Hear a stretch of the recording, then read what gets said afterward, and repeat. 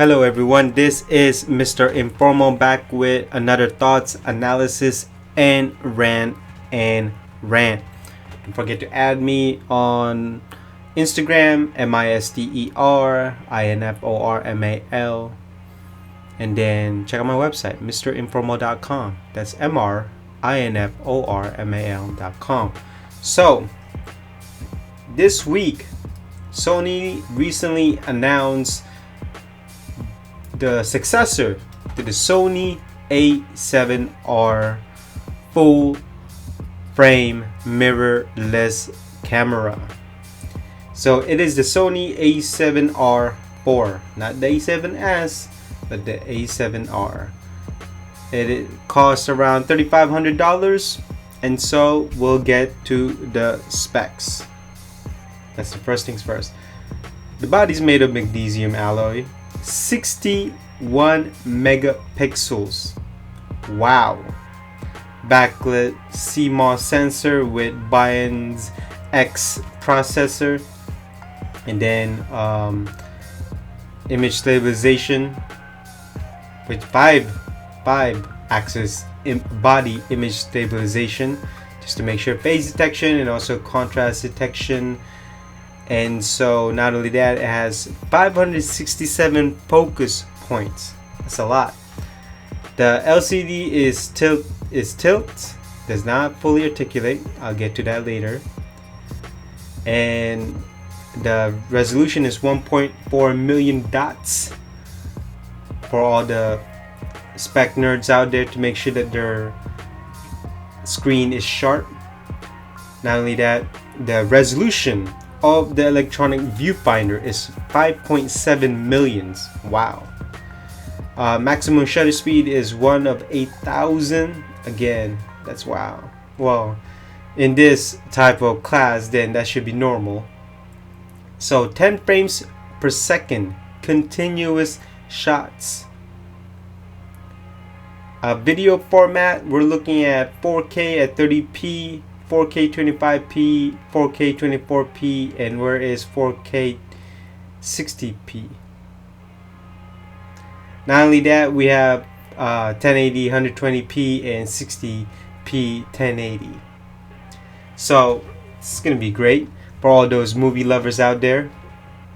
A dual SD card slot, USB 3.1 connecting. It has a micro 4 import, micro HDMI headphone port. Not only that, it has a wireless. It has a Bluetooth 4.1, NFC, and also Wi-Fi. And it does not have GPS. And the battery shooting life is 670 shots. And so those are looking great. So those are the specs. What are my thoughts about this camera? Well, it's going to be the same camera as the a7 III. Let me clarify.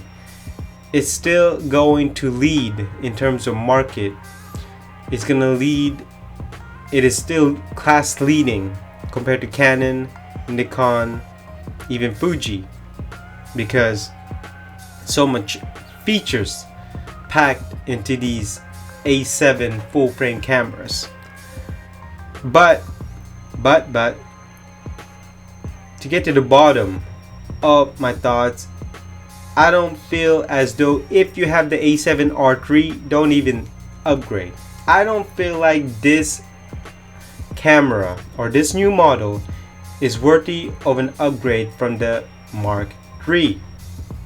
Because what did it upgrade it from? 63 megapixels? The new Bian's X? I mean, it still has fully articulated screen. I mean, 4K 30p, but there's no 60p. I still don't. There's no GPS. So why should you upgrade to this? Well, you should not upgrade to this. So let's get on to the analysis here. In terms of market share in the full frame mirrorless class, Sony is still ahead of the pack. compared to the R series of Canon, even Nikon's full frame mirrorless cameras. Sony did enough to upgrade their A7R Mark III model. And this is what I don't like, okay? Nikon and Canon and Fuji didn't seem like they did their best, because if they did, Sony would have made much more upgrades than this, because this upgrade is so incremental that for $3,500, are you serious? It's not even worth that much. It's not even worth an upgrade if you have the Mark II or the Mark III of the A7 cameras. If you have those cameras, don't even bother upgrading to this camera.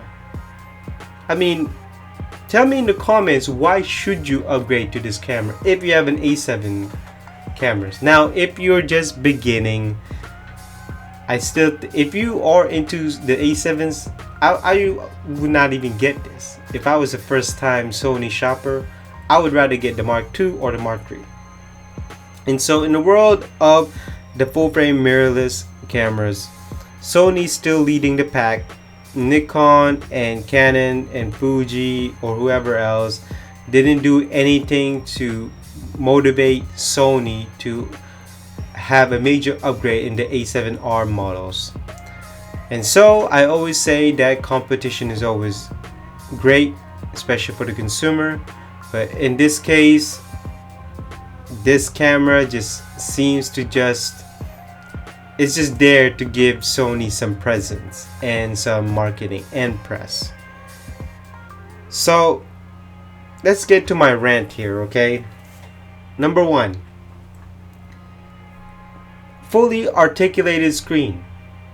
Why is this not mandatory?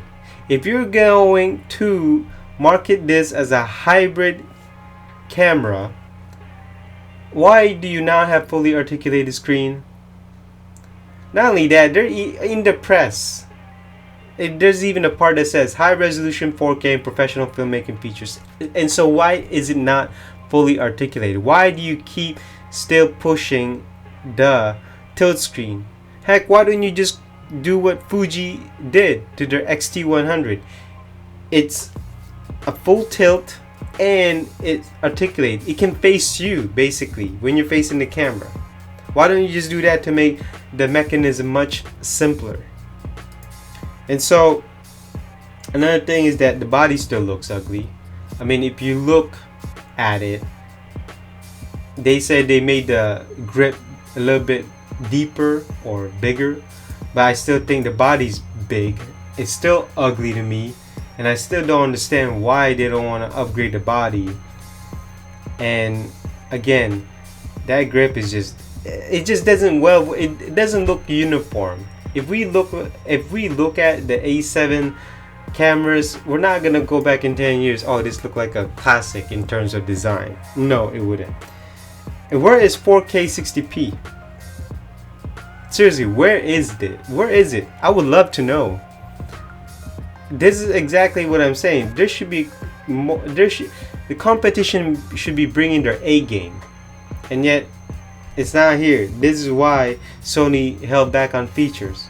I still don't understand why we don't have 4K 60p. And where is GPS? I mean, the battery can take 675 shots. Why not just add GPS? You added Bluetooth. You added NFC. Why is NFC even needed? Why don't you just take that out and add GPS? And then finally, my rant is the cost. $3,500. I don't care if this is a new model, but it's an incremental model. It seems like most of the upgrades were all software based. Now don't get me wrong, the sensor is new, 63 megapixels, 10 frames per second. But again, other than that, what else is there? It's all software based. But for $3,500. Are you kidding me? I mean, I would love for anybody to defend this cost, $3,500. I mean, seriously. For $3,500, you can buy a GH5. Like, you can buy two GH5 and have 4K video. You can even also take shots. Now, I know what you're gonna say. The GH5, it's a micro four thirds sensor. It's not a full frame sensor. I know, I get what you're saying. I'm just saying here, that cost, based on the features and the specs, does not equal to the cost of this camera. I believe this camera is probably at a $2,000 price range, around $2,000 US dollars. And what makes it worse, if it's $3,500 US, that means in different country you may be looking at $4,000 or even $4,500. And I feel sorry for those people who live in that country. And so Sony, with this model, Sony did not have the motivation to give it a major upgrade. A7R. And that worries me. They only did enough to remind people, hey, we're here. Don't forget about the A7R. We brought out the A7R Mark IV. You know, they just did an incremental upgrade. And there was a time when Sony was struggling. People were bashing not enough lens, too expensive, ugly looking camera. You know, they always upgraded, they always put out cameras every year. And I wish Sony would just go for the kill, just go for the throat when it comes to the competition. It's like, just smash them. Just put out a model or a succeeding model that just takes out all competition by their head, by their sensor. I wish this camera would have a GPS. I wish this camera would have a 4K 60p. I wish this had a fully articulated screen. Heck, I wish this camera would also have at least a great looking body, but instead it looks ugly. But look, I'm gonna give Sony credit here because they did release an accessory. It's a microphone that actually sends the audio digitally to the camera when it's recording. So that's pretty cool. That's a new technology, so that's pretty cool. And so that basically concludes my thoughts, analysis, and rant with the Sony a7R Mark IV. So tell me what you think down in the comments below.